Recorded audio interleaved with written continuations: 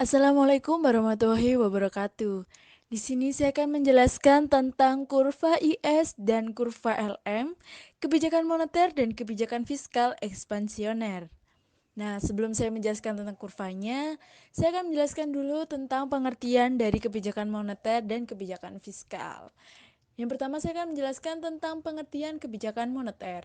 Kebijakan moneter adalah tindakan pemerintah mempengaruhi situasi ekonomi makro yang dilaksanakan dengan mempengaruhi pasar uang, atau kebijakan moneter ini bisa juga diartikan sebagai tindakan pemerintah dalam mempengaruhi proses penciptaan dan suplai uang.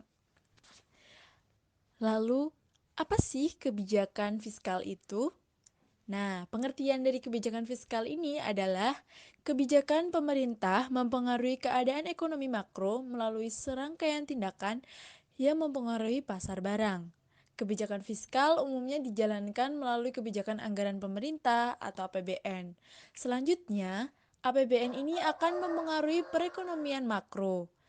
Bila APBN meningkat, maka penerimaan dan pengeluaran pemerintah pun juga akan meningkat.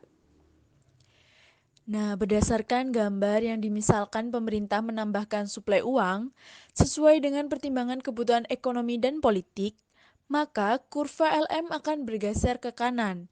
Pada awalnya, titik keseimbangan berada pada E0 dengan uang yang disuplai pemerintah sejumlah tertentu, dan dengan tingkat bunga pada I0 dan income Y0.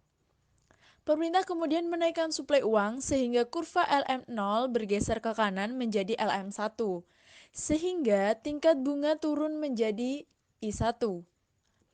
Penurunan tingkat bunga akibat penambahan suplai uang menyebabkan investasi naik sehingga income juga naik.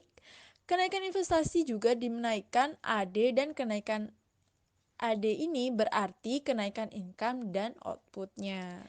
Nah, berdasarkan kurva yang terjadi di kebijakan fiskal, pada awalnya keseimbangan berada pada titik E0, kemudian pengeluaran pemerintah mengalami kenaikan sebesar delta G sehingga AD pun juga naik.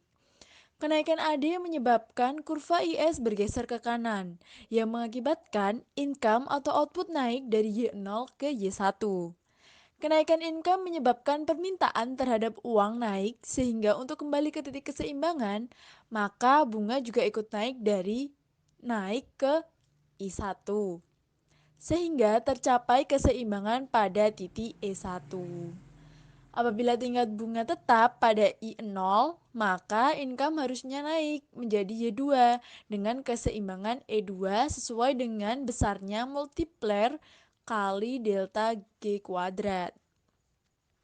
Pada titik E2 ini tercapai keseimbangan pada pasar barang karena pengeluaran telah sama dengan output atau income. Tetapi karena adanya keterkaitan antara pasar barang dengan pasar uang, maka perubahan pada pasar barang atau kenaikan income menyebabkan pasar uang tidak seimbang. Karena kenaikan income telah menyebabkan naiknya permintaan uang yang selanjutnya mendorong kenaikan tingkat bunga. Nah, kenaikan tingkat bunga ini menyebabkan investasi swasta berkurang sehingga mengurangi kenaikan AD.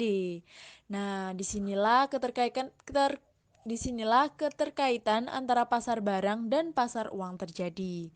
Hanya pada titik E1, income sama dengan pengeluaran agregat dan permintaannya uang sama dengan ketersediaan suplai uang.